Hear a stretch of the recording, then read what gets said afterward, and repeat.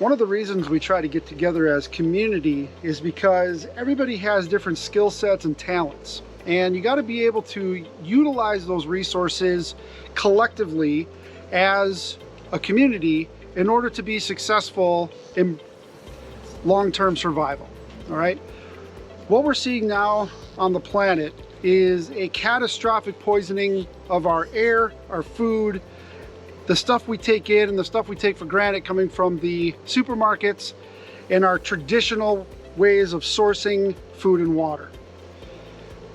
A good portion of the homesteading groups are really looking hard at processing our own meat as well as vegetables and sourcing everything locally, because right now there's such uncertainty as to how everything is being processed. The only way to know for sure that you're getting something that isn't tainted in some way is to process it yourself.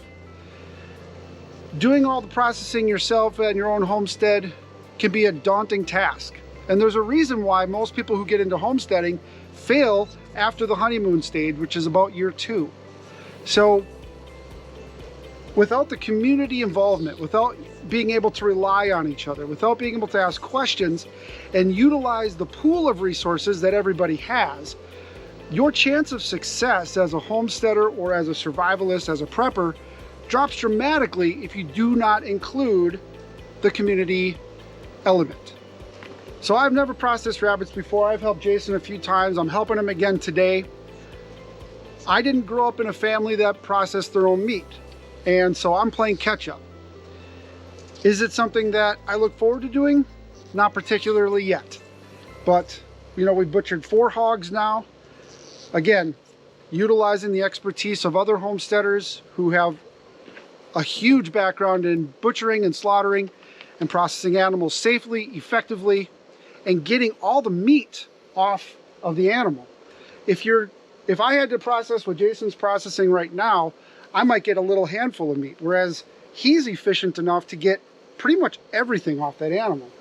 You don't want to be wasteful. You don't want to be growing stuff, you know, where we've seen some folks process 10, 20 deer and get a third of the meat that an experienced person who processes deer can get.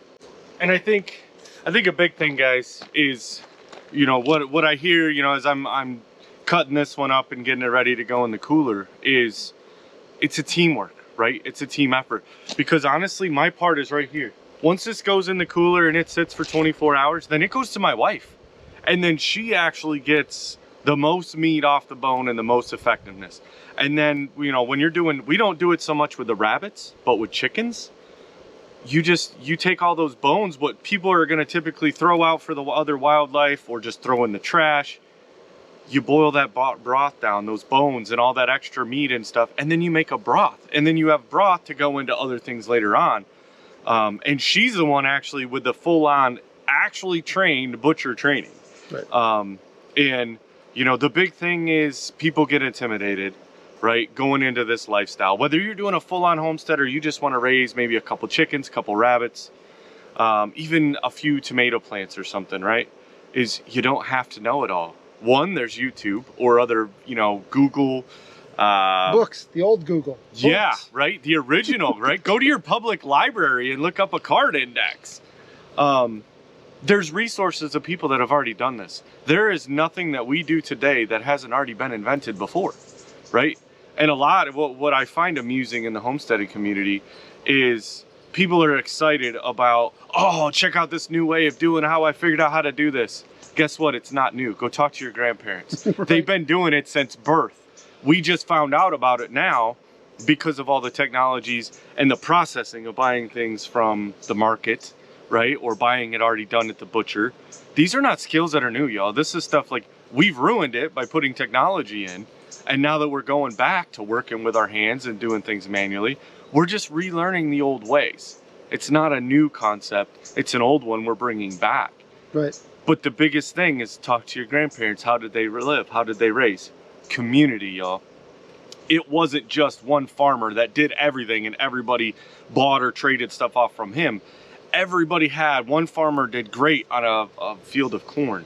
and another farmer had the pasture land to raise pasture animals, right? And then another farmer had, so then they came together as a collective community and said, now we're going to divvy this up amongst one another as an even fair trade, as fair as possible, based on, hey, this is what I'm providing, and you don't have to do it all at once. And in today's age, you don't have to do it all at once. Right. Now, I'll tell you that my wife and I have overachieved over here, and we do have a lot of it that we do ourselves. But the great part is we're expanding out. We're bringing Ryan, letting him learn and teach him, like you're doing your first set of chickens, right? So first time he's ever raised chickens, and he's doing it. And he knows that at a moment's notice, he can, come by, or, phone call or a radio transmission, right? And if he needs assistance, we're there. And we use it as a learning platform, because if we're not able to teach this, what we learned from our elders or either other peers, if we don't keep teaching it, it's all going to get lost. And we've seen that because our generation and the generations past ours have such lower skill sets in these kind of trades. So the survivability of the human race is really dependent on passing that knowledge down and being able to learn that knowledge through the books, through the YouTube videos, and that sort of thing. So you got to be able to use it and apply it.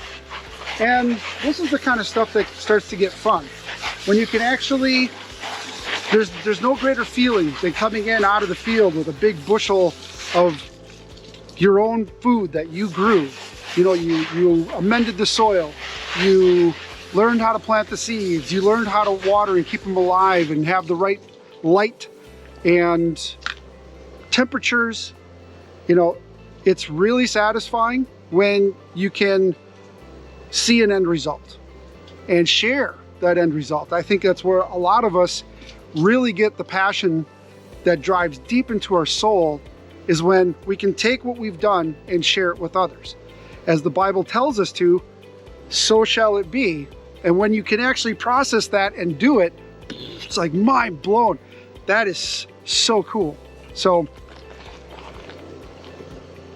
we're gonna get back to processing rabbits now. I'm gonna keep learning, and we'll see you in the next video.